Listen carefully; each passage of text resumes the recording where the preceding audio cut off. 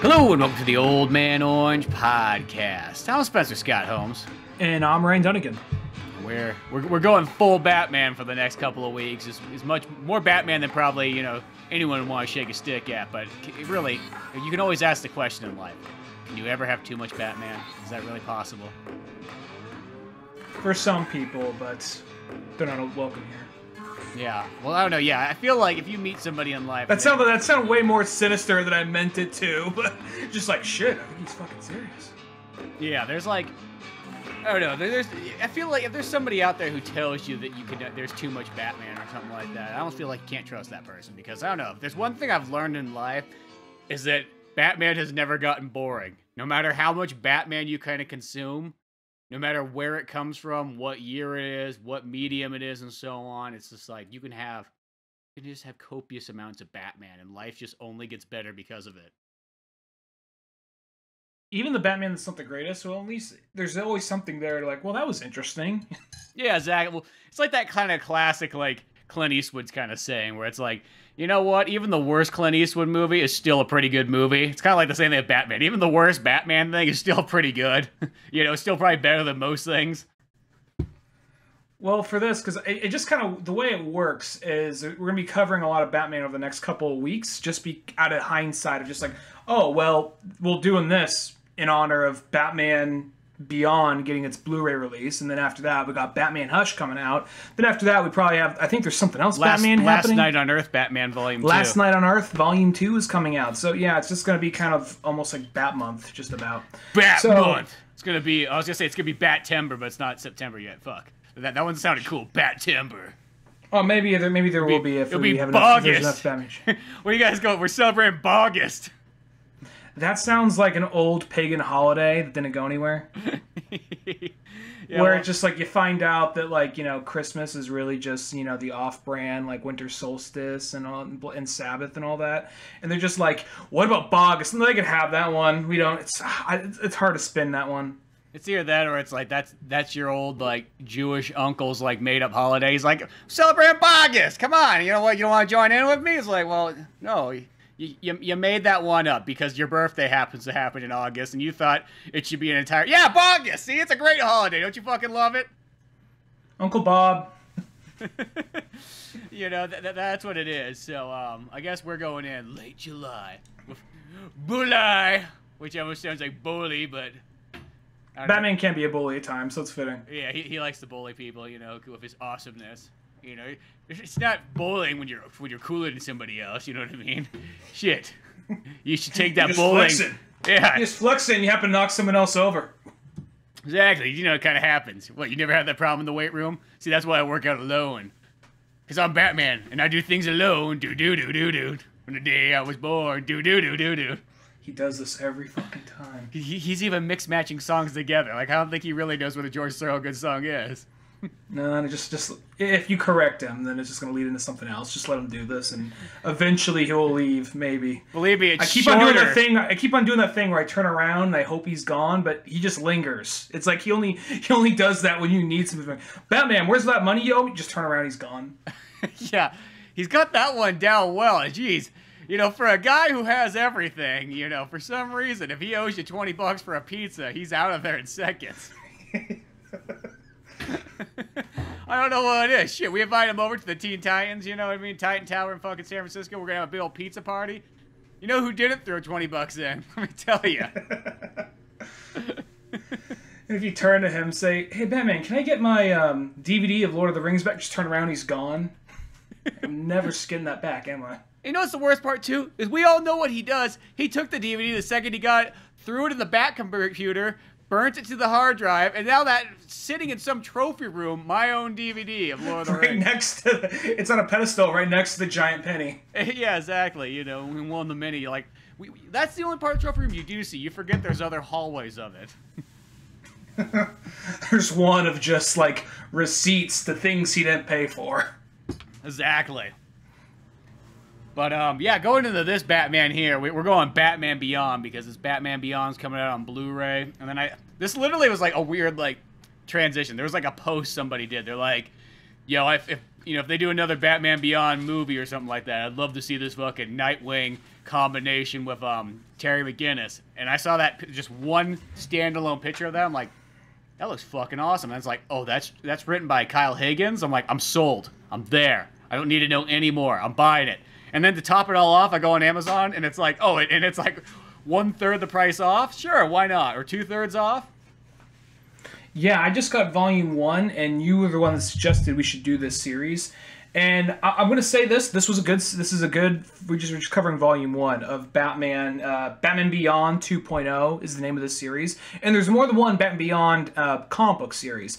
I actually read the one right when they did the 52 and all that. And that one, it looks like some stuff from that carried over, because that's what introduced at first in that one.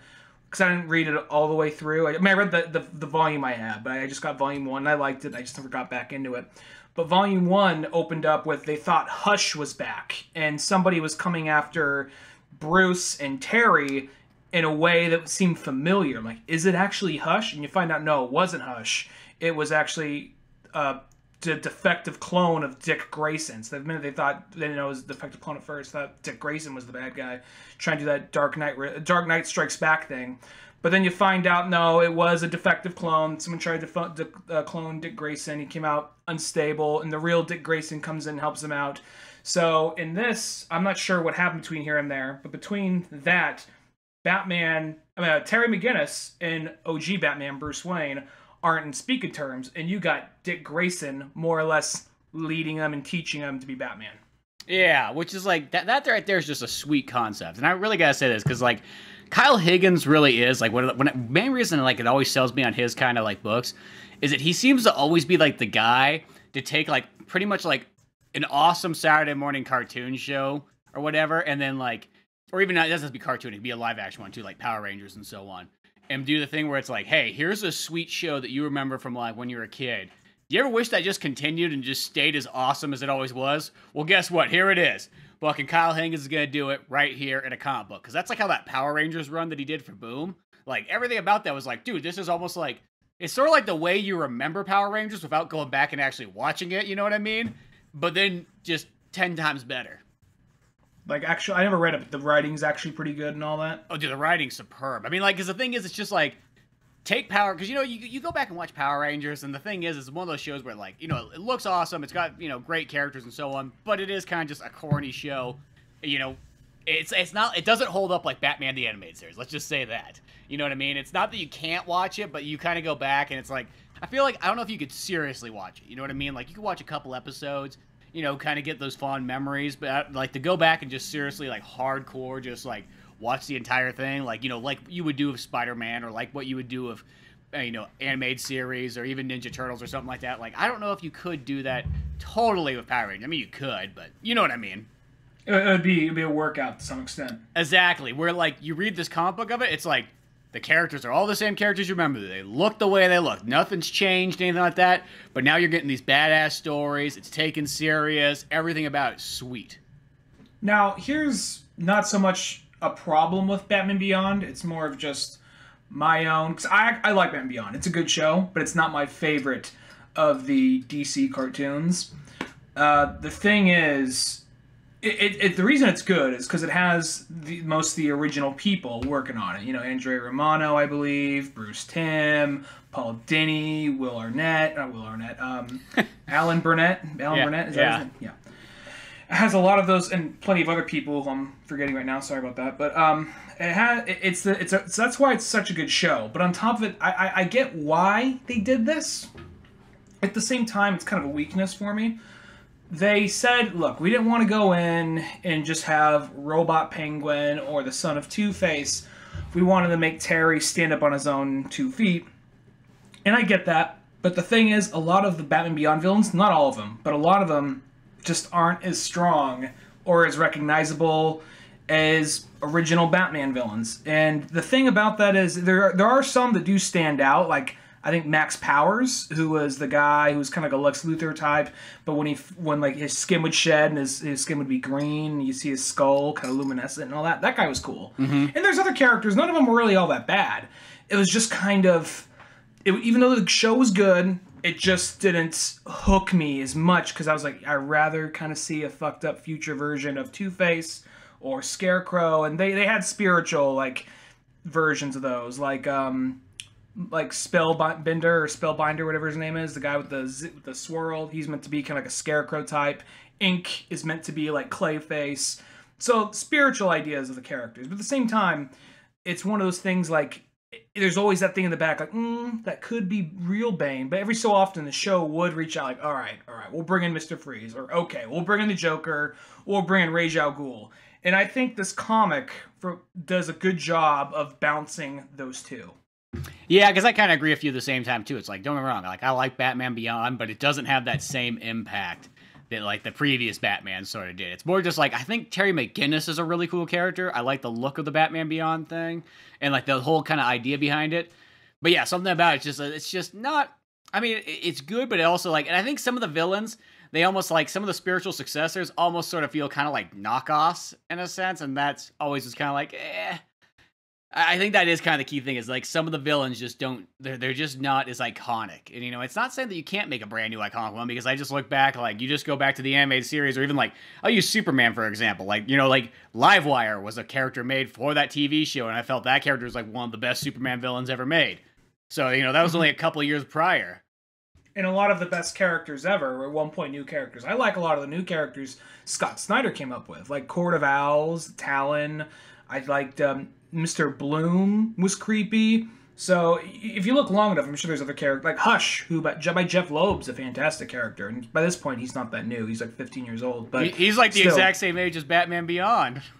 It's fucking weird when you think about it, but yeah. Yeah, because that book came out like right when that show was on. So it's one of those things. There are those characters that at one point were new and just like, oh, just stick with the classics. And it's not so much like that with Batman Beyond. His characters, I think maybe you need to give him more time to grow. I remember there's a character Shriek. There's the episode where it's a guy who deals with sound waves, and his whole thing is music and all that. And by the end, he can't hear, and that's his whole life. I mean, granted, 2 episodes or 3 episodes later, he has his hearing again through these little like earphone things he makes, which come back into play in this story. But still, you know, it's just one of those things like, sorry, you're not Joker, you're not Riddler, but at the same time, a lot of the characters, this is still a good comic. I think Kyle Higgins understands Batman and all the supporting characters so well. Yeah, exactly. You know, and he's kind of like the guy that, like, I feel also, he's almost like the new Nightwing guy. Like, it's almost kind of like, if you give Scott Snyder to Batman, well, you give Nightwing to Kyle Higgins, because not only did he write a bunch of, like, the New 52 stuff, you know, a bunch of the other kind of Nightwing things as time has gone on, and even just, like, solo, like, one-shot stories. It's like, he totally gets the Dick Grayson character. So just knowing that was in there, and it's like Dick Grayson fucking looking, like, with an eye patch and everything, totally badass, you know? He looks almost like Nick Fury, like Dick Grayson, or like old school Nick Fury. Snake Plissken meets kind of like Snake Plissken a little bit, I think. Yeah, that too. And it's like one of those ones, like the one they first about reading this Batman 2.0, because I didn't really realize this was like a total like continuation of another comic book series. Like I was kind of assuming it was like, oh, maybe it's like after the TV show. I mean, I knew that there was a handful of them, like the New 52 and so on. But, you know, like many other books, you don't know which ones have been kind of, like, retrofitted, which ones have continued straight on, and which ones kind of have, like, well, it's sort of happened, I guess. Yeah, in, like, a condensed time frame, because everybody has their own idea about how to go about these series. So it's like, well, the ones at first, I'm like, oh, shit, there's all kinds of stuff in here. I have no idea what's going on. Like, first off, like, Terry McGinnis and Batman have, like, a problem going on. Like something went down, you know what I mean? Like, I don't know. Like, shit, Terry must have, like, recorded over, like, Bruce's fucking favorite TV show. Fucking episode of Days of Our Lives was on, and Terry switched it to the future sports football game, or whatever the heck they played. What was that called? Like, I don't remember what it was called, but they're like in a little, like, tube, where they were hovering, and they had, like, these little scoop shovel hand things. Yeah, that's right. It was kind of like lacrosse meets, like, indoor arena football or something. A little bit of hockey. A little bit of blitzball from, like, Final Fantasy X. Yeah, exactly. It's all in the same time. But, yeah, it's like, so something went down. But I think it's kind of interesting when you go into a comic and sometimes you don't know what really happened in the previous one, because then you're kind of, like, making heads or tails of, like, whatever little bit of information you get. And even in this book, like, I never figured out really why Terry and Batman had a problem.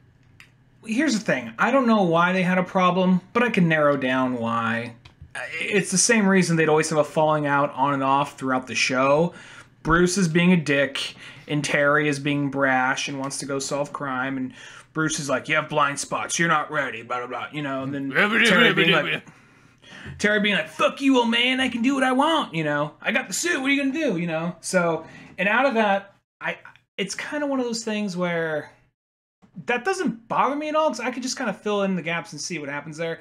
This actually pulls a lot from the show's history, so anybody who's never really watched the show, or at least didn't watch it closely, would be confused. But I was kind of surprised, like, oh yeah, I remember this. I remember that, because at some point he bumped shoulders with the girl who was 10 at some point. And there is a whole 2 or 3 episodes where he bumped into the Royal Flush Gang. He meets this girl, and he's head over heels for this girl after he just breaks up with Dana, or she breaks up with him. And then he finds out this girl he has a mad crush on is actually 10 or Ace from Ace. The new Ace or whatever for the Royal Flush Gang. So it's one of those things like, oh fuck. And then I want to say, I don't remember if she gets away, but there's another one where he helps her reform, and there might be another one after that. But he bumps into her in this. So, and they have other callbacks to previous episodes and all that. So he definitely knows his shit. You can't deny that. Well, yeah, and as I said, I think Kyle Higgins is the guy who just, like, he just takes, you know, in a sense, like, childhood pastime shows, you know, gobbles it all up, and then just makes continuations of it and or, like, new versions that feel like exactly what you want. And that's what's always so cool about it. And this one is, I guess, this is, like, the perfect example. If you want more Batman Beyond, well, look no further. Here it is, you know? And when I said this comic seemed to be a little misleading off the cover, I went from being kind of like all amped to read it because I saw it was Kyle Higgins, I saw it was Batman Beyond, I saw this cover. On the cover, it shows Batman Beyond, and then it shows classic Batman and Batgirl and Nightwing. It's by an artist I really like. I forgot his name, but it's an artist I really like who I think he did White Knight. And I was like, oh fuck yeah! What came to mind was it was kind of be something like a series that's like Batman Beyond, Joker, the Return of the Joker. The reason I say that is because they have that whole thing where they have a flashback that correlates back to, you got like a whole like 15 minutes of that movie for a minute where it's all in the past because it's such a big part of it, how they took down the Joker. I assumed what this was going to be is, while something's going on in the future, there was something that happened in the past. So it's like, okay, so we get the best of both worlds. We're going to get a little bit of classic Batman, and we're going to get Batman Beyond. And somehow this is a long-going investigation or something from this comes in the future. That's just me just looking at the cover and just going off that. And plus it didn't just say Batman Beyond, it said Batman Beyond 2.0. So I'm like, well, that's got to be, it's not just Batman Beyond, it's another Batman Beyond series. That's got to be the hook of it. That's just me projecting what I assume. And then when I realized it's not that, I was a little, oh, okay. But then I went on like, oh, this is still a really good book. Yeah, I'll say this. I was in the same boat as you, too, because I looked at that cover, and I'm like, dude, that fucking artwork in there is so sweet. And this is always something that kind of does bother me. This is why I think that, like, I think when it comes down to variant covers or special covers and so on like that, I think they should always be either reserved for, like, inside the book, which I know sounds wrong, but, like, I just feel like they should just be there to kind of show it off. Like, I think that whatever cover you use should be the art and the inside. Unless it's like an anthology or something where, like, you're going to have a bunch of artists anyways. But if you have, like, one artist, it's kind of weird to have him draw the entire book and then be like, oh, yeah, by the way, you're not doing the fucking cover. Yeah. And it's just, I feel like it's always kind of a little bit misleading because I have some other, but, like, I'll use this as an example. I think it's a Kyle Higgins book, too. Maybe it's just a Kyle Higgins thing. But there's a pink Power Rangers book that is like one of those ones, and it's got a Babs Tarr fucking cover on it. So I almost thought like, oh shit, she's drawing this whole thing, and then it's like, oh, it's somebody else. It's somebody else who's good too, but it is once again, you're like, oh, I thought I was getting one thing, and then this is what I go. I mean, and it's still good. I'm not complaining, but I kind of was let in. And even this cover too, is I did kind of look at that, and isn't this kind of the odd thing? It seems like when it's Batman Beyond, and it's like, you see something, you're like, whoa, shit, when they go back in time, why is that, like, the best part of the show?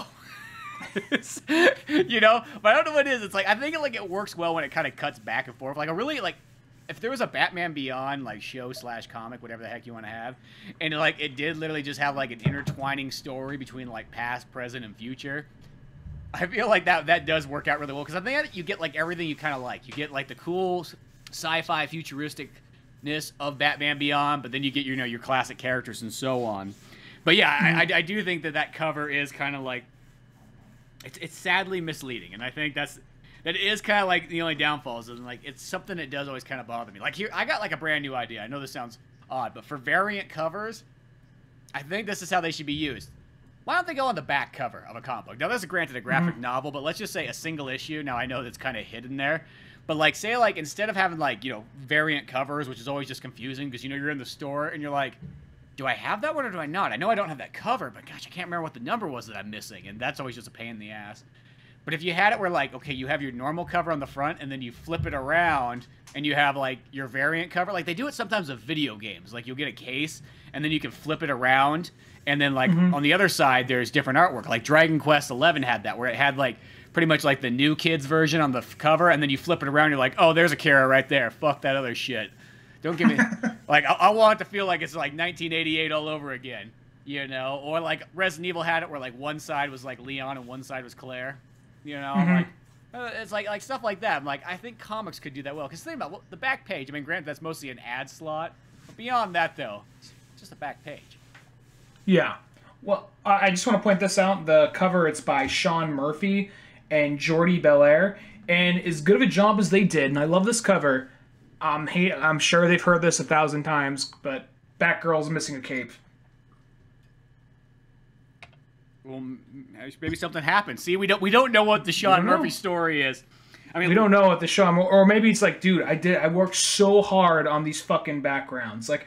But she's got to have a cape. Fuck the cape. I worked hard on that fucking background. I don't give a shit about the fucking cape. Look at the details I put into that thing that looks like the Empire State Building. Fuck you. Yeah, there's a clock tower. If there was a cape there, it'd block the clock. Exactly. Yeah, that is kind of weird. I love Nightwing's expression. Or maybe you're saying, hey, she's so badass, she don't need a cape. She don't have to glide. Nightwing doesn't have a cape. He's just got that face. He's like, Murr! Well, he's never had a cape. That's what I mean. He doesn't have a cape. Yeah, well, maybe maybe she's going through a transitional period. But yeah. Well, technically, Nightwing had a cape when he was Robin. For a period, yeah. But let's just jump into the story. So it kind of opens up. I love what we talked about for fucking like 10 minutes on the cover. Isn't that what we usually do, then? Yeah, it's all Batman related. So it opens up with the mayor checking out the new, like, an improved Arkham. While he's there, it looks like he's getting poisoned, and you see a handful of different inmates from the show actually in there, like Ghoul, who I remember that was one of Joker's right-hand mans in Return of the Joker. Some other guys look familiar, but I don't remember all their names off the top of the head. But yeah, and you see the guy just go down, get poisoned. In the meantime, Batman's fighting a Man-Bat. There's more than one going around the city, so that's pretty awesome. Yeah, because they got this whole patrol of Man-Bats, but I don't even think we learned that yet, but he's just fighting all kinds of Man-Bats, and that's just the thing. And then, of course, the mayor's dying here, and then you got Commissioner Barbara Gordon, and she's kind of, like, investigating the whole death of the mayor and going around, and that's kind of her, like, side story. So while we got Terry McGinnis throwing punches, she's going around doing the detective work. And the whole thing with Terry, here's the big difference between Batman and Batman Beyond. Batman, there wasn't the whole thing of, like, oh, I gotta make it to the dinner, or I gotta make it to the thing. It's like, I'm Bruce Wayne, I don't give a fuck. And that's part of his secret identity. He doesn't have to worry about pleasing MJ or making it to Aunt May's or anything like that. His whole thing is like, dude, I'm a fucking billionaire. They can go fuck themselves. So the whole thing I just picture that, like, Alfred's on the phone. He's like, well, Bruce, someone named Mary Jane is calling for you. Like, oh shit, that was when I was in the... Oh, God, it was one of those flings, Alfred. You're not going to believe it. I was out helping the Ninja Turtles in their town in New York, and you wouldn't believe it. There's fucking Marvel superheroes there in New York. It's fucking stupid, but whatever. Well, Peter was out, like, fucking, I don't know, doing science or some bullshit. I saw Mary Jane. Bullshit. She was, fucking doing her theater act and so on. I was like, well, fuck, I got money. I'll show up. Unlike Peter, who has to fucking deliver pizzas or some dumb shit. Like, doesn't have a real job like Batman does. Fucking it went there and just, next thing you know, she loves money. How about that? Not like I haven't heard that before. And then, we end up doing stuff at the fucking Baxter building, and I was like, fuck it, I gotta get out of here. I'm in fucking New York. This is wrong. Wrong on all levels. The weird part, too, is I had Donnie there fucking filming it. You know what I mean? Like, he looked like he could operate a camera. He's a Ninja Turtle. Who is he gonna tell? You gotta stay in the shadows and all that bullshit. Yeah, he's a fucking ninja. I was testing. You know, here's the thing about with the turtles. You don't gotta bribe them with money. You just gotta give them a piece of pizza. Not even a whole pizza. A piece of pizza. They'll fuck off. Yeah, exactly. I mean, they want a weird flavor, though. If you give them, like, pepperoni or something like that, they'll give you a look. But, shit. You know what I mean? Just, you can throw anything on it. Just gotta have a weird topping. You know, you just like, oh, look, I have peanut butter. There you go. Go fucking get it. Throw it out the window. Yeah, here's some peanut butter and maple syrup. You know, fucking it. Enjoy. Canadian tree style. But, yeah. So, that's how that went down. So, yeah, Batman don't have problems. Terry McGinnis, though, he's got a mom and a brother and a girl who obviously they broke up too at some point here in this book. And I don't give a shit. Fuck it up. I said it. Boy should be punching his problems away, not crying about them. Yeah, shit. You know what I mean? Because he'll learn that once you have money, you can have anything. Shit, Lex Luthor knows that. I don't know why everybody else can't figure that one out.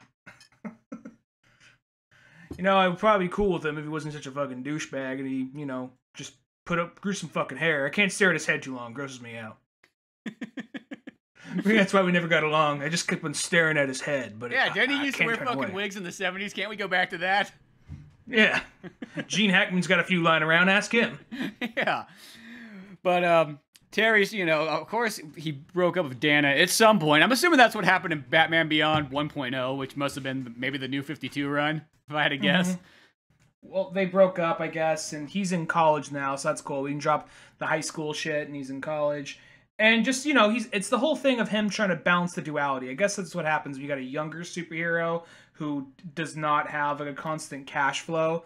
Just, I guess it's not always a problem to have, like, I'm not bringing, like, oh, everyman problems in to superheroes. I get why that's a big deal. That's a big deal for Spider-Man and other characters, even sometimes Superman. But I just kind of like how the whole thing with Batman is it doesn't matter because he's rich. That's why you never have him having troubles with his social lives. Like, he doesn't give a shit because everything with Batman is Batman first, and I think that's what makes Terry an interesting character. It's this idea that he is. I don't want to sound like, you know, oh, he has more personality. I don't want to sound like anything like that. But he is like this Batman who's struggling. He wants to be as good as Bruce, yet he can't let himself. He needs to still have some semblance of his old life. Yeah, exactly. He likes to have the kind of family connection, which is also something they gave to, like, Tim Drake kind of later on, is because they made him sort of like, you know, you like read those late 90s, early 2000s ones before Tim Drake just got fucking wiped off the face of the earth. But, like, it's one of those ones that he used to have that thing too. He's like, I remember there was like a line in one that I almost want to say it was a Nightwing book, but where like it was like Tim Drake was sitting up on a rooftop with Dick Grayson and whatnot, and he's like, here's the fucking difference between, you know, me, you, and Bruce. You know what I mean? You and Bruce, this is who you are. You fucking are crime fighters 24/7. You know what I mean? You live, you die, you carry the sword for this. I work at like 9 to 5. Well, I guess nighttime. I work at 8 hours a day. I clock out, make sure I don't get any overtime because I don't want to get taxed extra, and go home.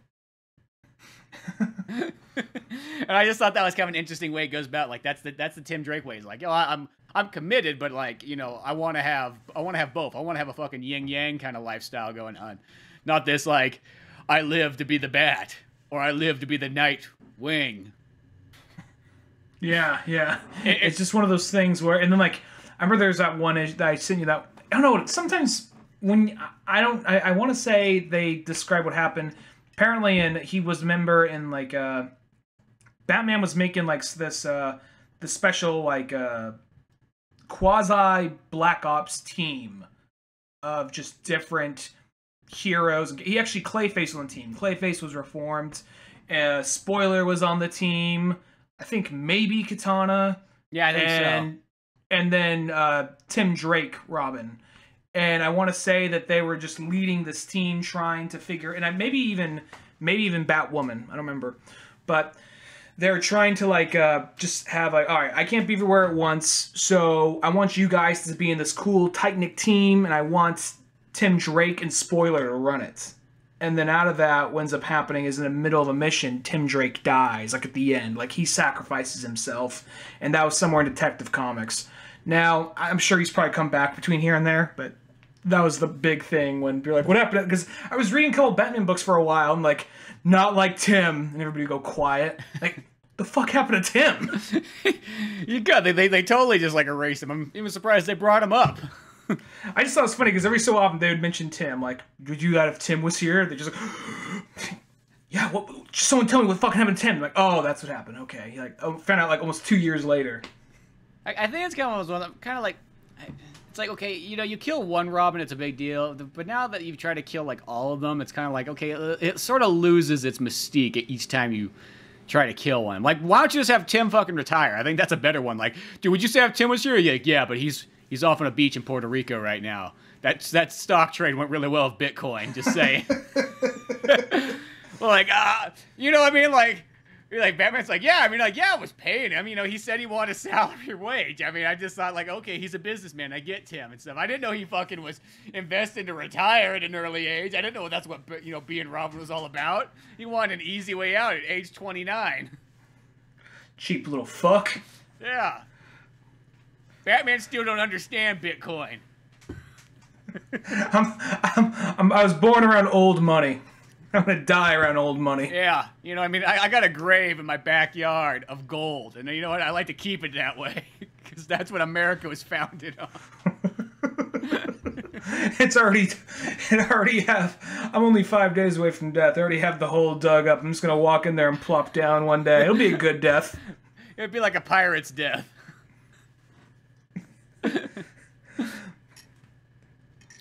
One time I went to Disney World before we built it in the other back cave. I went on Pirates of the Caribbean. I was like, this guy had the right idea. We went by the skeleton and the treasure cove.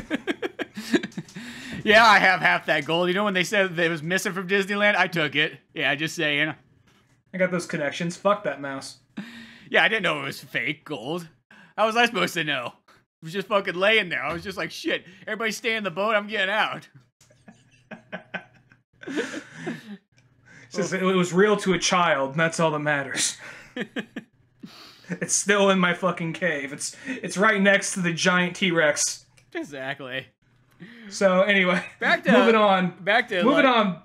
Yeah, so Terry's having like girl problems, and he's still like, you got to make it over to your mom's place. And I want to say your mom's for his brother's birthday, and he's like, I don't know if I can make it. Like, you gotta make it. Don't disappoint me. And like, all right, you little fuck. And then from there, he goes on, faces off against Ghoul, who's still in Arkham. He's like, I want to say there's strains of toxin in the mare. What'd you have to do with it? Like, I've been here the whole time. You know, he's kind of like that punk rocker looking Joker with a Halloween gimmick going on. Yeah, he almost honestly started like if you combine Joker and Scarecrow together. Because that's how a lot of the Batman. You know how a lot of the Batman Beyond characters feel? They feel like Street Fighter Third Strike characters. Well, I'll say this: Street Fighter Third Strike. After a while, a lot of those characters kind of grew on me. Street Fighter Third Strike, I'll say, is probably one of my favorite. It might be my favorite Street Fighter game, and might be some weird oddball characters in there, but there's some characters in that game I just love. And at first, I was like, this one's okay. I like this guy and this guy. The fighting style's cool, but I'm not big on all the different characters, but a lot of those characters eventually grew on me. It's just a very different kind of Street Fighter game. Yeah, well, I'm not saying like they're like not good, because I actually like a lot of those characters a lot too, but I'm just saying that like, because a lot of the characters in Street Fighter Third Strike, they almost feel like combo characters. Like, what if you combine you know what I mean? Like, sort of like, what if you combine like Guile and Fei Long or something like that? Or what if you combined, you know, Zangief and, you know, whoever, you know? And that's how a lot of these like Batman Beyond characters always kind of come across to me. It's sort of like you combine 2 or 3 other villains and you sort of get like a brand new one because of that. Now, this next part, when Barbara goes to the mayor's family and they're all weeping, and this isn't me being I'm so smart. I think it was somewhat kind of, you know, because it's so intentional. But when you see like they have the whole family there, and you see the son, I'm like, okay, the son fucking did it. Why? Look at that fucking haircut. Exactly. He's got like a school shooter haircut. He so does, because he's got like this sort of like almost like short bowl cut ish, and then he's got these weird like square bangs that are like only hanging down halfway down his forehead. Like no normal kid has a fucking haircut like that. No fucking way. The second I saw him, if he just had like a regular haircut or something, I would have been like, yeah, maybe. I mean, maybe it's a son. We'll see what happens. I saw that goofy looking fucking haircut. I'm like, son, him, arrest him now. Get him out of here. He looks like he's. He looks like he's about to shoot up a fucking school. That's why I look at him. I don't know what he's done, but he will do something. Give it time, and you'll be like regretting this decision. Just arrest him now. Fucking Minority Report this. Yeah. We're in the future, right? Where the fuck's Tom Cruise at? So going through there, it comes more of this back and forth, like Terry McGinnis talking to Dick, and you see that it's still a mentor relationship, but it's a little bit more of kind of like, even though it's not like, oh, he's just, a little younger than me. No, he's still a full-grown man, but at the same time, he's like, look, you've been working with Bruce. I've been working with Bruce for a long time. That's something that only so few people can relate to. So few people in the world can relate to that and understand that. So because of that, there's a lot of like good chemistry there. And it's not like, I want to say like a big brother, little brother, or even like a dad or son relationship. It feels more of just like, it's going to sound weird, but like an older friend, like an older, wiser friend. Yeah, exactly. Like somebody that like, you worked at like an early job and he happened to be like 15 years older than you, but you like really like connected. Yeah, and he kind of showed you the ropes and all that kind of stuff. Exactly. Yeah, it definitely has that kind of feel to it. I still kind of want to know what's up with like Nightwing's like eye patch on here. It's like, I wonder, do you remember that series Grayson where like it was pretty much like he was kind of Secret Agent? Yeah, Secret Agent Nightwing. That one. I wonder if it had something to do with that. See, I'm trying to like put these things all together here, and I'm not too sure what combines anymore, because I don't know, it felt like about the last like 6 years or so, DC just felt like it went in like a spiral of God knows what, where it used to be kind of like a normal arc, but if you don't follow exactly, you like are instantaneously lost. Well, there was a recently, the last graphic novel in Batman. Nightwing got sniped and shot in the head, and he's alive. I think he was like in a coma for a while, but I don't think it got shot through the eye. But still, I think that maybe that has. I haven't followed up since then. I'm just kind of waiting for the next graphic novel to come out, which is in a few months. So maybe we'll find out then. But yeah, I know he had an eye patch in the New 52 Batman Beyond book. Yeah. Yeah. So yeah, maybe it just straight comes up. Maybe probably all the answers come from the Batman Beyond New 52 series. The Batman Beyond 1.0. We just jumped to 2.0, I guess. What if it wasn't anything as obvious as like, oh, he got in a bad fight with like Two-Face or Bane? What if it was something like, oh, it's Killer Moth or it's Kite Man, like one of those really random ones? Or like he fucking slipped down the stairs and there happened to be like a pencil standing up out of like a flower pot. Or it's Joker's pencil, he just left that there. Yeah, exactly. Just Joker's pencil, he just left it there. Just like one of those ones like, just sets it in a flower pot, just, you never know. I'll say this, if Dark Knight came out at the time of like Super Nintendo or Genesis, I guarantee you, when you fought the Joker once or twice, he'd throw pencils on the ground, you have to jump over him. Yeah, I could see that. I could totally see that. But anyway, and they'd have like those like kind of like same graphics that like Mortal Kombat, the early Mortal Kombat games had, or like Batman and Robin had, or Batman Forever had, where it was just like where you could tell somebody taking a picture and then really compressing it. Yeah, the digitized characters. Yeah. Well, anyway, a big breakout happens at Arkham. So a bunch of the main villains get out. So they're spread all over the city. So that Batman's going to be busy next couple of days. And out of that, they realize that, oh, well, he's kind of piecing together that it's coming from inside. And plus, from there, he also gets, he comes across Shriek, Ink, and Shriek, Ink, and Spellbinder. And at first he's fighting like, a young version of Nightwing, a young version of Batman, and a young version of Batgirl. He's fighting the cover. Yeah. This is where our cover comes into play. But then from there, it ends up just being like, oh, Spellbinder was using his magic or his vision shit to make it look like he was fighting them. So it's one of those. And what's cool about it, though, is... Oh, no, he's fighting Robin also. So what's cool about it, though, is they actually Tim look Drake like... Robin. Yeah, well, they look like Bruce Timm style. That's what's cool about them. Even though it's in this other art style, they're drawn as if they were... Their costumes look as if they were out of the cartoon. Yeah, and that's what makes it kind of neat, is it just has a very, like, takes you right back. Because every single time they do a flashback, too, it's like, you can tell that this series is really supposed to be a continuation of the Bruce Timm universe. Mm-hmm. And then he fights these guys, and a new guy comes in, a guy called Rewired. Like, oh, gee, I wonder who that is. And, you know... Fucking haircut. That's who it is.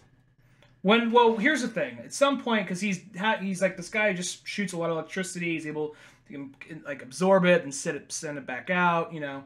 And he kind of looks like, I'm looking at his 4 main villains right here. This guy, Rewired, then Shriek, Spellbinder, and Ink. And I guess this right here kind of sums up maybe why a lot of his villains don't stand out as much.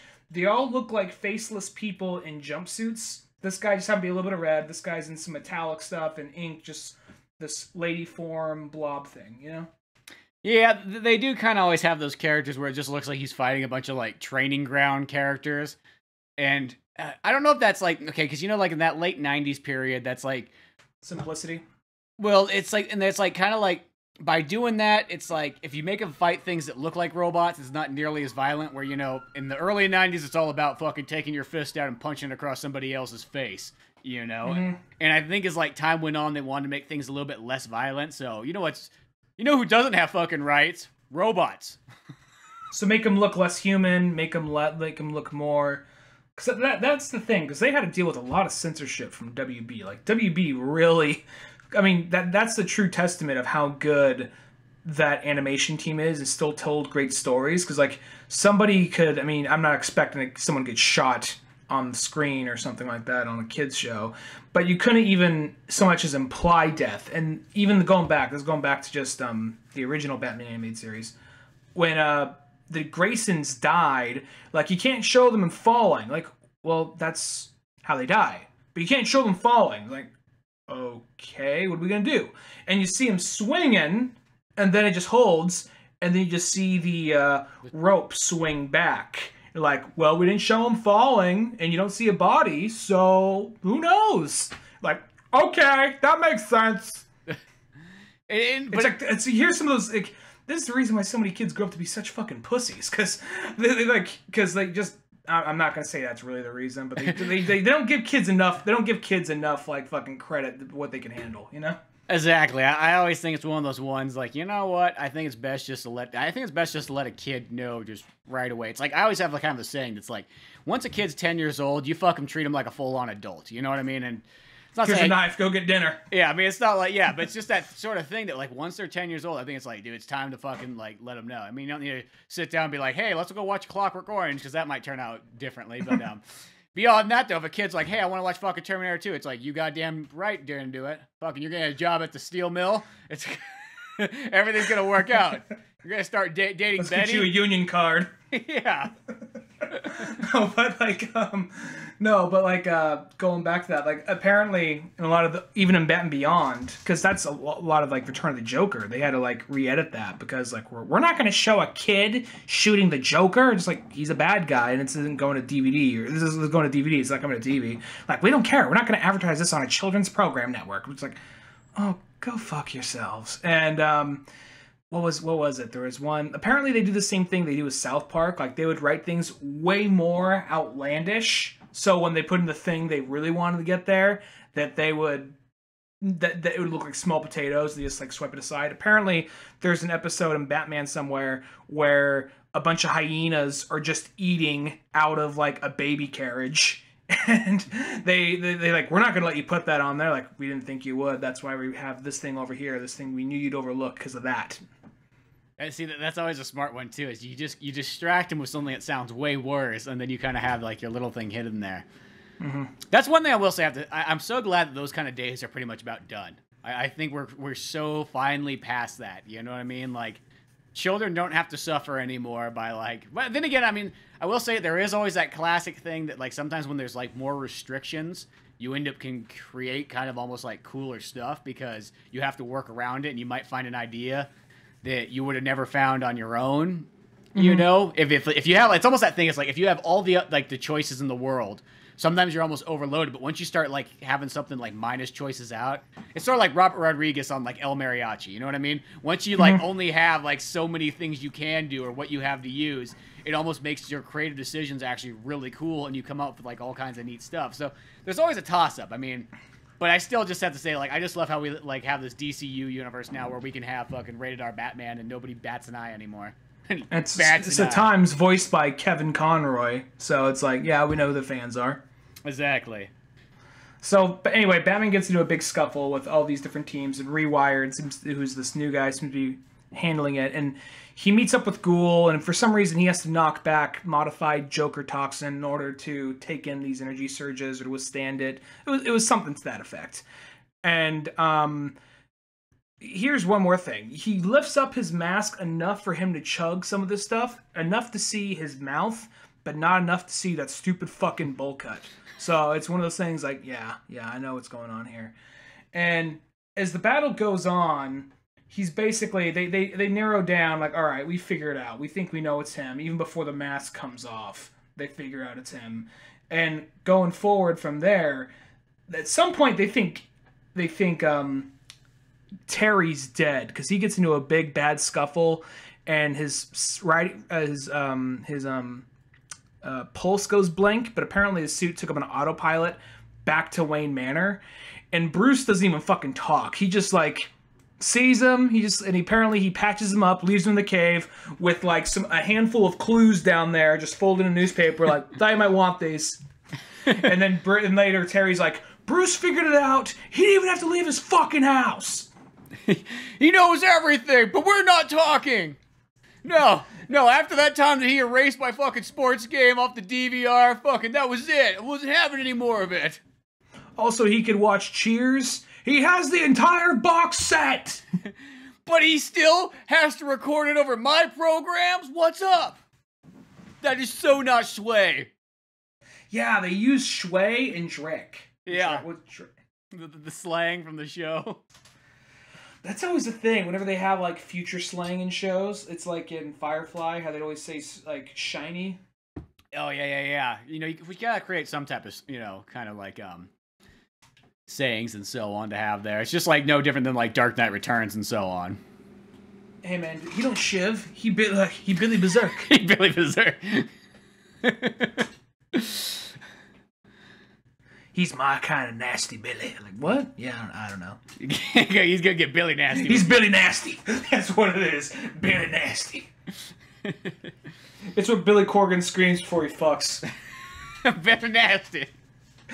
It's on the newest Pumpkins album. You didn't hear it? Yeah, it was the title track. The album was called Billy Nasty. It was just Billy Corgan flying at you with a giant boner. Believe it or not, it did not sell. That's okay. That was on that like website thing where you could donate for it and get whatever songs you wanted, so it all kind of works out. Billy's doing all right. He's over it now. But so like back in the book though, it's like he meets up with Nightwing. He's kind of like, you know, he complains about like, just can't go to Batman's house anymore. It's terrible there. It's like he wants to be my father, but he's not. And Dick's like, yeah, I get it. You know, scuffles, but come over to Father Dick instead. Come on, it's okay. I'll come over to Uncle Dick's place. I'll let you stay up late and play video games. I got Hot Pockets in the freezer. We're gonna have a good time. You can watch all the R-rated movies you want over here. Yeah, none of this PG. See, here's the thing. Like, he's like, yeah, Bruce doesn't even let me watch PG-13 movies. I'm fucking 21 years old. He's like, well, you know, a PG-13 movie back then is now like a NC-17 movie today. You know, they re-rate stuff. Yeah. Back to the Future is now rated R over here. You know, it's a PC thing. You know, it's like you just had to be there back in the day. I don't even know how to explain it, but you know, everything in that movie's offensive now. 16 Candles is NC-17. Exactly. You know why? Because it stars a redhead. I don't make the rules. That's what's going on. apparently you can't have them star in a movie. It's a weird thing. You know, it's yeah. Society wasn't ready for it. Yeah, just that they can't handle things. But that's okay because you know what? You got to get back out there on the street because we got what's that guy's name? It's Rewired. Rewire. There we go. Because he's got he's got daddy issues. He wants to burn down Gotham because his dad never gave him a hug. Yeah, shocker, right? Throw it in the pile with all the other shit. His dad was always at work. Taking care of the city. Making sure that everybody could have a good night. But no, Daddy never bought me a new haircut.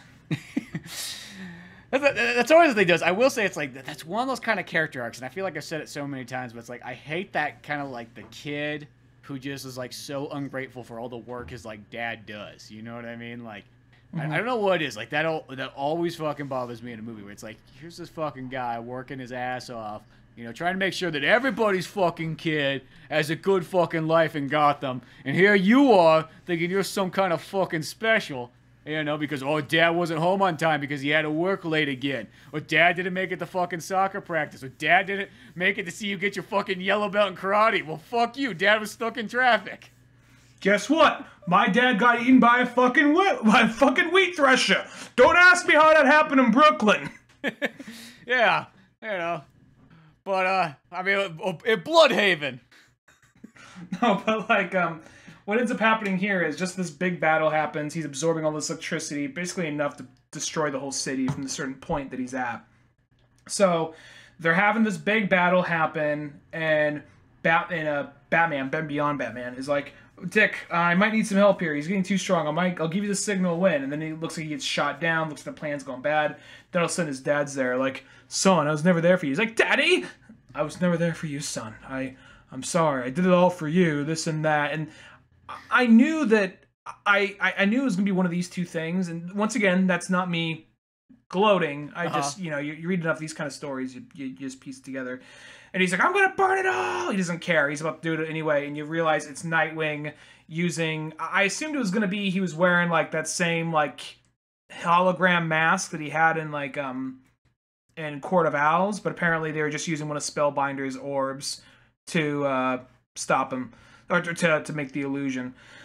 But out of that, though, I almost kind of wish, like, son, I love you. He just socks him before he has a chance to finish his sentence. He just beats the shit out of the kid, like, as the dad. Yeah, be like, you're a no good fucking son. Every fucking day I'm down at City Hall working my ass off. And all you do just starts beating this kid, just like, oh shit. Come on, you're coming back home. You're gonna do fucking yard work for the next 3 years. But we only have like one small, like, 4x5 lawn. It's in the city. Not when I'm done. Not when you're done with it. We're gonna have a full-on fucking farm. It's gonna be green acres all over here. It's our new green coalition here. Yeah. One man. You're gonna build it. Or one boy. You're gonna plow that shit by hand like you're in the 1800s. You stupid fucking bowl cut. Stupid fucking bull. And you're gonna keep that bowl cut because it's gonna bring great shame. You know what? We're gonna take stupid fucking pictures of that bowl cut so that when you're like 55 years old, you can look back and go, man, I look like a fucking schmuck. This is what's gonna make you a real man. That's what my dad did to me when I was 11. Started a little late with you. I mean, technically, look, I got a stupid fucking haircut too. I mean, like, I pretty much have your haircut just fading. Isn't it like combed back or something? Oh no, it is. It's just kind of this little patch. It's like this little Butters-esque patch that just like, if Butters' hair is like a little plant rising up, it just died and withered. Exactly. So yeah, that's pretty much what it is. Well, after those daddy issues, whatever, the battle kind of like ensues. The electricity gets thrown or whatnot, and then he's fucking over with. He gets thrown to that big old vat, like that, I don't know what it is, like power plant or whatnot. Use this motherfucker to power the city. Yeah, like green energy for the next 50 years because of my son. He's got a stupid haircut, but hey, can't say he didn't do something right with powering the city. Are you still proud? Are you proud of him now? No. Fuck no. Would you be proud of a kid with that haircut? I hate him so much just for that reason and that reason alone. So anyway, moving on. Terry is able to make it to the birthday party because it all worked out. You know what I mean? Job well done. Terry makes it to the birthday party. He's the hit. You know what I mean? He gets to come there and be like, yo, little bro, I had to fucking save the city. But guess what? I made it to your birthday party. Have some fucking cake. Fortnite 8. Yeah, it's Fortnite 8. Can't you learn to play a real fucking game? Credits. Credits. Then we go to The Batman. This was probably my favorite. Actually, this, I don't know, because there's this one. There's a couple of short, like 2 to 3 issue stories in these, and I like this one a lot because not just because it incorporates Man-Bat, which is a character I never thought really got a whole lot of time to shine in the animated series. I mean, yeah, they had Kirk pop in there once in a while, but he wasn't like a frequently reoccurring character. Yeah, and I feel like they've always used sort of Man-Bat as kind of like, ooh, he's the monster character. Ooh. Want to know what he is? He's always been, to me, he's always been the Lizard from Batman. From Spider-Man, yeah. But for Batman. Yeah, he's kind of like that, but I think a lot of times some people just like, I feel like sometimes they just don't get him as much, and they've just kind of used him as like, hey, here's a monster character for Batman to fight. Isn't that weird? It's a fucking bat. That's, you know, a man. And so on. And, this one right here, it's like I feel like they add like a lot of cool stuff to it, because here he is, he's all old, and he's got a fucking giant beard and shit, but he's still like Man-Bat. And just like the backstory, they kind of go into it, like how he kind of got to like how he is at this point. Like he's like, oh, I found a cure, and you know, I had my wife and everything like that. And we had a kid, and we went to fucking soccer games, and it was great. Everything was perfect until that fucking boy with the bowl cut came by. Always comes back to the bowl. Was it the boy with the bowl cut? No, but it's an easy scapegoat. Yeah, it's easy to fucking put blame on him, you know? I mean, everybody can agree. But, it's like, just go to that window, like, fuck the ball! Fuck the ball! It just closes the window and stomps. Like, yeah, that's been chanting that for about 2 weeks straight now. Yeah. Solves nothing, but it feels great. Well, as that's sort of going on and so on, it's like you got fucking, this is where we like run into, where Terry runs into Ace from like the Royal Flush Gang, and she's, for some reason, everybody's at the same school. There's only one college you can go to in Gotham, apparently. Yeah. There's one. And what's cool about it is, he's like, she's coming to like, hey, Terry, what the fuck you want? Like, oh, we're just saying hi. Like, yeah, well, last 3 times we bumped into each other, didn't go over so well. So what the fuck do you want? Like, all right, bye, whatever, you know. So, and from there you kind of get more Batman and more Dick Grayson, or Terry and Dick Grayson working together. He's trying to figure out what all these Man-Bat appearances are doing, how that's happening. And out of that, I want to say, well, actually, first of all, I want to say this. There's this really funny story that Dick Grayson's talking, because, like, Batman gets his ass kicked by Shriek for a minute. And then later he's like, man, how did I get my ass kicked? He has to, like, Nightwing makes these little earpieces for him so he could hear again. And he's going like, man, I choked up real bad. Like, hey, you're not the only one to choke. This one time when I was when I was Robin, I really choked up. I was just doing what I always did. I just, grabbed the grappling hook, and I just, for whatever reason, I looked down at the wrong moment, and I couldn't swing over and get in the game. Like, well, what happened by the end of the day? And then it just cuts to, like, Dick Grayson, like, in, just, like, taking a bunch of applauses by strangers. Like, yeah, that doesn't make me feel any better. Well, it was something like, he said, I think it was, like, he had, like, Scarecrow's fear toxin was given to, it was weird because he's telling stories like, yeah, he's like, me and like the star quarterback, of Gotham Heights or whatever. Like, we both were like dosing with some like fucking Scarecrow fear toxin. That's actually an old episode. I forgot about that. That's the one where he was on the football team and he got dosed. Remember that? That was like season 1. Oh, that is. And then people see someone charging at him with the toxin. I forgot. That's actually out of the book. I mean, out of the show. That's what I forgot about that. Yeah, he knows his shit. Yeah, so it's like super fucking dialed in. But I still thought it was kind of funny anyways, just like that scene. Just like, let's just carry on. But then like, yeah, then you got Terry's wearing fucking like, a hearing aid this whole time. And, like, Man-Bat's looking kind of like Man-Bat if he was Ra's al Ghul, because he has this big, long beard by this point. Yeah, exactly. He's looking pretty cool and so on. He doesn't even turn into Kirk anymore. He's just like he's always in Man-Bat form. And you find out he has this whole cult of people that are following him and just doing what it basically they're just like he's the real Bat. He's the one we will follow, and they're pretty much planning to bomb the city more or less for their cure. It was something to that effect, wasn't it? Yes, because they wanted like what's that? It's not like uranium. It's branium. There's some fucking like element that they need, and it's always kind of a Man-Bat thing. Like I forget what it's called, but that's what they're looking for, and pretty much they're trying to hold the city ransom. So that's where like Barbara Gordon comes in, and she's like, "Well, fuck it, you know what? The SWAT team or whatever just wants to jump on in and go shoot these Man-Bats up, but I got 3 hours that I got, and I'm sending in fucking Bruce and Batman. Like we're gonna do it, you know." I gotta send 2 people that fucking don't even want to be next to each other. Fucking send them in the sewers. An old man with a cane and a kid with a super-powered suit. Yeah, let's find out what happens there. And it's like in their investigation too, they get fucking attacked and so on, and fucking Batman gets knocked out and Bruce and so on. They end up in like a prison cell, and that's where you get that cool story where Terry's like, "Well, I guess we're sitting here. I guess we'll have to talk. So how about that Man-Bat backstory?"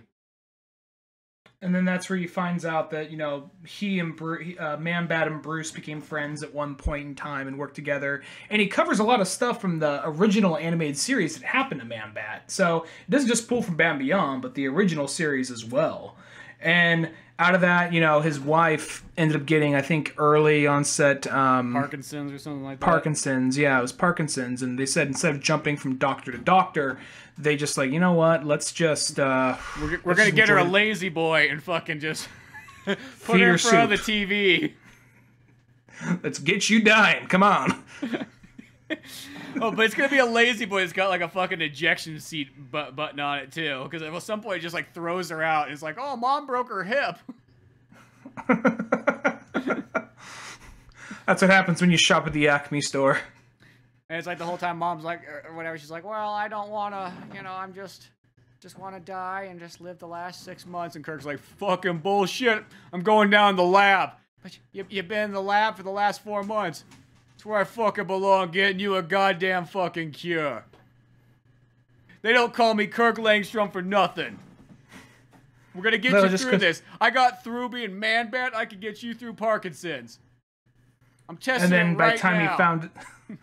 And then by the time he finds the cure, she's dead. So then he just kind of goes on. I want to say he just goes like, he just gives in to what he is. Like, my wife is dead. Don't talk to my kids no more. I'm just the Man-Bat now. I'm just a man who's gotta be a bat. I'm just a man who's gonna take the serum and never come back. Another draft. Another draft, George. Like, this is George Thorogood. Like, we know George Thorogood. We know. This is the Man-Bat musical with music by George Thorogood. You know, the musical that nobody on Broadway ever thought they were getting. You know, he thought Bat to the Bone would have been super obvious, but he never went with it. He didn't, you know. You know, that George Thorogood, you know. Real talented act right there. Real key player in life. You don't think about it. You think of him being like a B-lister from the 70s. Something special there. You gotta keep that in mind. Yeah, well, you know. So, moving forward from this, they end up getting out of there. They're like, how the fuck are we going to get out of here? And that's where Terry's like, all right, I got these little earbug things. Like, Bruce's like, oh, I made you those. Like, what? Yeah, I made you those. Like, Dick said he made me those. Well, Dick's a fucking liar. I made you that shit. Like, yeah, taking credit where it's like, does Dick look like he has fucking money? No. He already blew that fucking, like, trapeze money that he got. Like, shit, they were a traveling circus act. You think they had any money put away? No. I know they said they did, but, like... That really was just like, you know, some like, you know, Carney royalties. That's about it. I mean, I think they had some extras in Dumbo, but beyond that, you know, who the fuck goes to the circus anymore? Seriously. I thought the circus died with the Graysons. I mean, don't tell him I said that. I mean, for a minute, I'm like, well, at least something good came out of this. I mean, shit, yeah, I mean, I got a boy that was drafted into an army that he didn't know he was in, but... Still. Yeah, you win some, you lose some.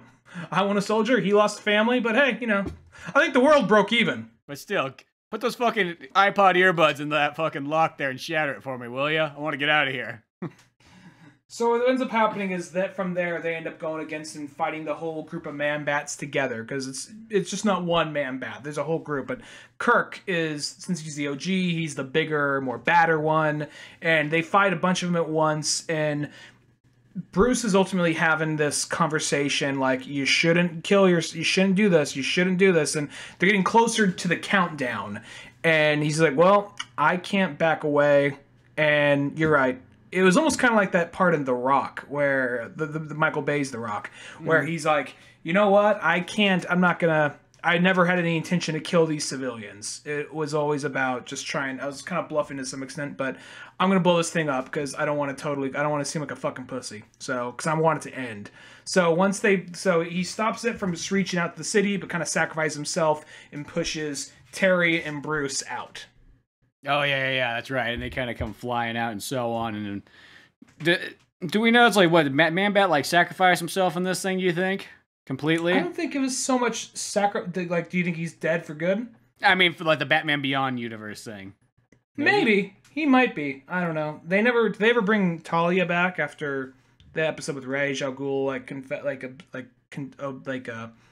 absorbing, and there's the episode where we see Talia and Bruce gets young again from the Lazarus, and we find out that it was Rage, his spirit inside her, and then later, like, there's an explosion, like, we never found a body, so you never know. Yeah, you don't know.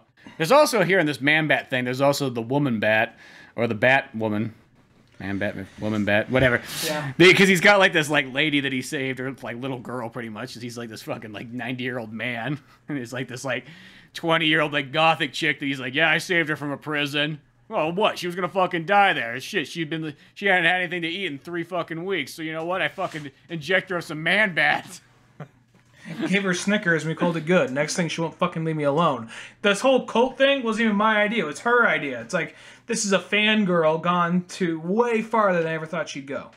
Exactly. You know what I mean? Shit. I mean, like, next thing you know, we got a fucking whole, you know, Man-Bat army going on, a whole Man-Bat posse, you know, and now I got this gothic shit. I'm not even into gothic stuff. Shit. You saw my last wife, right? The insane bat posse. Yeah, we got that going on. I wasn't prepared for that shit. All they would do was drink Fuego and hang out at trailer parks. Yeah, you got 2 guys fucking rapping them, you know, fucking wrestling in the backyard. But, you know, if it pays the bills, it pays the bills, whatever. You know, I'm just a scientist. What do I know? So there's that. And as it goes on, they basically I heard the kids say it's pretty sway. One kid said dregs, but, you know, we killed him.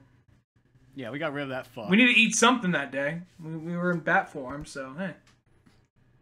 But, yeah, from that point on, I guess that's about kind of it there. And then Terry does go to, like, the diner or whatever. And he's like, yo, Ace, I see that you're working here as a fucking waitress or something. I do want to say this just for a second, just because we are talking 90s stuff, just to go back for a minute. Mm-hmm. I do think the Man-Bats, or like, especially Kirk, he looks a lot like a gargoyle from the show Gargoyles. Yeah, he definitely does. Especially here in this look. He's got the beard, super, yeah. Well, what was the old man's name in Gargoyles? Goliath? Oh, and I don't remember the old man's name. The one guy who's kind of like fully dressed. That's like the best way to describe it. He's like, was he a gargoyle? Yeah, because he's the old man. He's got like the white beard. He's got the sword, and he's got like actual clothes on. He's not just wearing like a fucking loincloth. There's a lot of Shakespeare shit in that. Was he a Shakespeare? Because I want to say they fought for Macbeth or whatever. They went against their Macbeth names are, other than Goliath, their names are all based off of like Brooklyn bridges. There's like Brooklyn, Broadway. Brooklyn, Broadway. Hudson might be his name. Mm-hmm. I think that's it. But yeah, that's what he sort of looks like. Mm-hmm. Yeah. Well, he does kind of look like that guy. But yeah, so he ends up having a nice... he kind of patches some things up with Bruce. He's still working with Dick, and at some point Bruce is like, yeah, you know what, you and Dick, I know you guys get along because you have some stuff in common, like working for me, but at the same time, he has blind spots, you got blind spots, I don't, because I'm fucking Batman. Fuck you. Batman got no blind spots.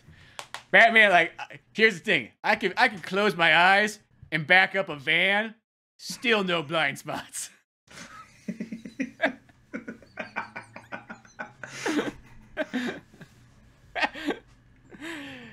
You know, and don't listen to what Alfred said. I know he's fucking dead, but you know, he'll tell me I have blind spots. He's just making fucking shit up.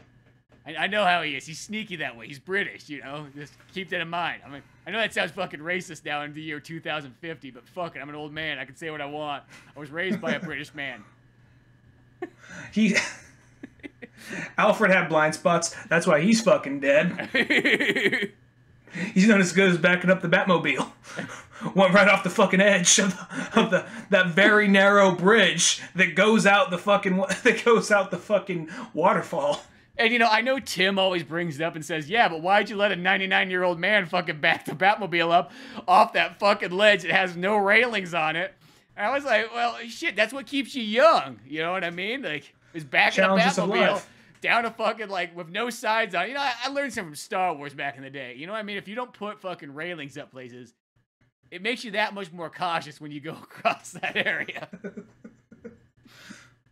If you live on the edge, you'll be surprised by how much cautious you get. Exactly, and shit, I guess that was just his day, you know what I mean? But here's the thing, he's not like laying in a hospital on a life support or something stupid. He died in a fucking Batmobile. Like, isn't that the way everybody wants to die? Just saying. By the way, we need those earbuds back when you're done. Yeah, you know what I mean? Like, that's how I listen to the TV. You know, I can't hear it anymore. Shit, I gotta put those things on. Fucking Ace 2 the Bat Hound or whatever, like, he doesn't like it when I turn the TV up loud. So I gotta put the headphones on, you know, just, you know how it is when you got a dog. If he gets scared, he might piss or shit himself, and I don't want to clean that up. Yeah, exactly, you know what I mean? Man, it's a big house, you can just walk into the other room. I won't never go in that room again. Yeah, he could be shitting in like another room that I might not find for weeks. You know how big it is when you're an old man in a house without a butler. Oh no, you don't. One time it took a whole year to find it. Oh, you mean you're a young boy in an apartment with his mother and oh well, I don't understand that. You know what I mean? That's not my world. I can't even imagine. Speaking of emotion, I understand emotion. I understand punching. Yeah. You know, that's how you fix problems. So after that we have one. We have this flashback story. We have a little teeny short, which is actually a pretty neat one because it's like a Barbara Dick Grayson one, where it's kind of that thing where, because it seems like there's always those multiple things. It's like there's the time frame where like Barbara and Dick are together and they get married and so on. But then there's the other ones where it's like they kind of go their separate ways and it's like they're not the couple and so on. Well, I thought, because, they're just kind of meeting together at a diner for, just bullshit. They have this flashback to when Barbara got married to, I think, Marcus. That's Lucius Fox's son. Yeah, I was going to say Batwing. Yeah, that's Batwing. Before he was Batwing, yeah. Yeah, well, because it's like, they dated, like, in Batgirl of Burnside. And I was like, oh, okay, that's kind of interesting. I don't know if that... Because there's that part in there, but that was just, like, a good, like, 6-episode run, or 6-issue run. So I didn't know, like, in this story, I'm like, oh, they kind of... Either if that comes from there, or if that's something else. But I'm like... They're actually married. They were married in Batman Beyond. Really? Oh, that's cool. She's married to Lucius's son in that. Oh, you're right. I forgot that was in there. That's right. So it kind of, like, Dick's outside on a motorcycle, like, what's up? Huh? Yeah, I see how it is. I know it's still revving. Yeah. Dick, you can stop revving that. It just does it on its own. It's not me. Dick, I see your hand on the fucking throttle. Do you take this man to be a so I can't hear you? Does anybody object? Dick, what are you doing? I don't object. I just carry on. By the power vested in me. I can't help it. I can't help it.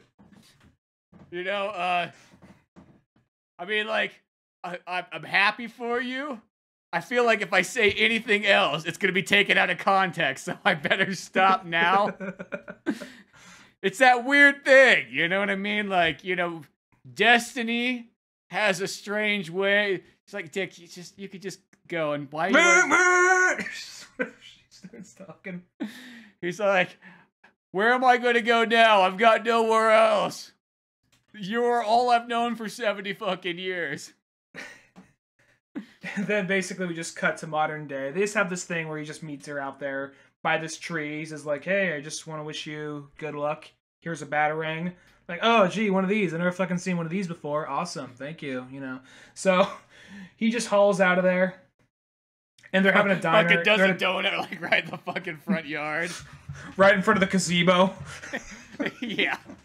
Leaving all this fucking like flinging mud everywhere against the cake and all that. Yeah. And they have a funny bit while they're in the diner. Like, I have no idea why Terry recommended this place. And you see the girl, like Ace or whatever, go by. Yeah, it's just like, oh, I see what it is. Yeah. And they're just having this real sincere, legitimate conversation that does not feel kind of like, every so often, I mean, granted, we're both kind of younger people, but at the same time, you hear like younger people try to write for older people, and it sounds like, that doesn't sound like old weary souls or anything like that. Something about, you know, where this just seems very genuine, just the two of them talking, being really sincere with each other, like, hey, like, we're not perfect, but I'd like to be friends again, you know? I'm not mad at you. It's like, I feel like you're mad at me. Well, I'm not mad at you, and I never disliked Marcus, but, you know, just never got over it, I guess, you know? I mean, like, I was really pissed when you fucking peeled out in the mud and shot it all over the fucking wedding cake. You know, that took some years to get back to. I exiled. I didn't accept that. I didn't accept that. I couldn't even see Tim because of that. Because he just reminded me of you and that motorcycle. I know, it took you 5 years to accept my Facebook request. And that was 5 years before that. That was 5 years before my MySpace request was sent to you. Before that, it was 2 years for Friendster, so. Yeah, exactly. Before that, it was AOL Instant Messenger, but still. Just saying. I kept trying. No, it was just last week you started following me on Instagram, so that's progress, right? Yeah, and then you post a picture of like fucking parents falling from the Haley Circus. And then hashtag memories. And then Batman made a fucking gif of it where like they fall and there's a fart sound when it lands. And it just kind of repeated on there. Like, I couldn't get the sound to stop. It was like something was broken, like, you know, like he found a way to hack in so I couldn't mute it. Even when I tried to turn the volume down, it got louder. Just on a constant loop. Just said happy birthday.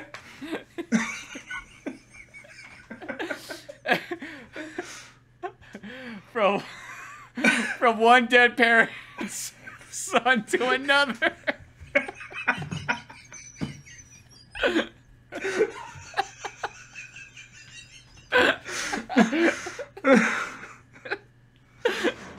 P.S. Alfred said you know? you wouldn't get it.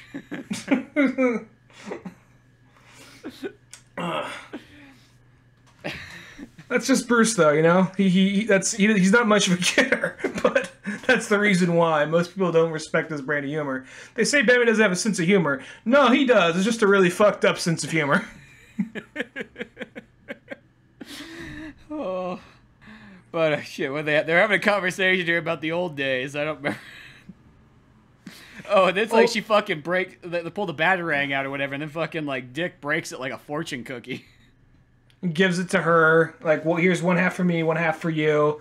And then Batman Batman Beyond Batman comes in like, hey, how'd the thing go? Like, not as well as I wanted to, but not terrible. Like, okay, whatever, you know. Ooh, pie. There is that scene in there where it goes like back in time or whatever. Mm-hmm. And like Barbara Gordon uses that like fuck. It's almost like the first time she ever gets a batarang or something like that, and she uses it to save her dad or whatnot. I remember exactly. Which that could be something out of the show. I could see that possibly being a moment from there. Maybe. Exactly. Though I will say though, like the artwork in that last section, I'll say this, don't get me wrong, I like the artwork of the whole book. It's got like that kind of, I always say like that Saturday morning cartoon feel to it. But this artwork right here, it's like the stylized version of it. Like, it's like I almost want the whole book like that. You know what I mean? It's like the Bruce Timm style, but just a little more detailed. Exactly. And it has like those thick lines. It reminds me of like that guy, what's his name? God, I don't even know who it is on this one, but maybe it is Raphael Albuquerque. Maybe he did do that one. I don't think he did this one right here. The front one is like Sean Murphy or something. That's the front. That's the front cover, but I'm talking about that back issue part because I know that Raphael did like some of the now the covers that he did the variants are much different, but oh, the one where there's one where it's like Batman and let's see. Yeah, oh yeah, that's definitely Raphael Albuquerque. There's the one where it's Batman Beyond and Bruce back to back in the crowd in a cage surrounded by man-bats. That's definitely Raphael Albuquerque. Because he always has those like bright, vibrant colors. But it also looks like I'm trying to blank on the guy's name, but he's a guy very similar to him for that last section. But you know what? Overall, though, this Batman Beyond 2.0 was still pretty fun. You know, it was kind of something different because it's like generally it's that like those are always I always call these like the comics where it's like I would love to read them. You know how it is, but there's only so much time in the day for so many comics and. These are sometimes the ones that kind of get bypassed, and I'm kind of glad we sat down and said, you know what, let's read a Batman Beyond comic. Why not? Yeah, it's been a while since I kind of did anything Batman Beyond related, so I'm glad we did this.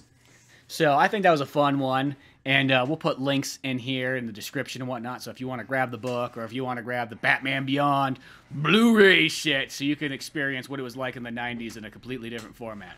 But, you really honest, we should just do the Batman Beyond VHS set, you know? Yeah. But it's not even like a good VHS. It's like taped off like fucking like WB, so you get the commercials and all. Get that dancing frog. That's back when it was out. Exactly. You know what I mean? Where it's back to back with Pokemon and so on. But yeah, still fun stuff. And as I said, we'll be continuing our Bat Marathon for this pretty much month just about. There's too much good stuff coming out. Too much fun Batman relatedness. But yeah, Batman Beyond 2.0. Good stuff. I look forward to it because I bought volumes 2 and 3 because it was like $18 for all 3 of them. Fuck yeah. Yeah, so we might cover 2 and 3 at some point because this is a good series. So yeah. Yeah, so good times. But till then, go to oldmanorange.com for more podcast comics. Comics like Pizza Boys. That's Pizza Boys with a Z. Issue 8 should be out very soon on Comix Central, but you can find that Comixology and all kinds of other stuff if you want to catch on up with that. We got animations up on there. And all kinds of other good time fun. But I'm Spencer Scott Holmes. And I'm Ryan Dunigan. We'll see you some other time. Later, folks. Thanks again for listening to the Old Man Orange Podcast. Sure, check out oldmanorange.com for more podcasts, cartoons, music, animation, and a whole lot more. We also have the Old Man Orange blog going with all kinds of fun stuff. If you easily want to support the show, use one of our Amazon links either on the website or in the description of the podcast below. Rate, review, and subscribe to the show either on Podbean, iTunes, Spotify, YouTube, Newgrounds, or anywhere else that you seem to get this podcast from. Grab the sitcom-styled comic book Pizza Boys on either Comix Central, Comixology, or Amazon. Want more podcasts? Check out the Indie Comics Club over at Comix Central. I also got a workout website called Thor's Hidden Gym, filled with fitness tips and tricks, videos, and a whole lot more fun stuff in the calisthenics world. Talk to us on Twitter, at Spencer S. Holmes and Dunigan Ryan. Like our Facebook pages of Old Man Orange Productions and Pizza Boys Comic. Thanks again, we're out of here.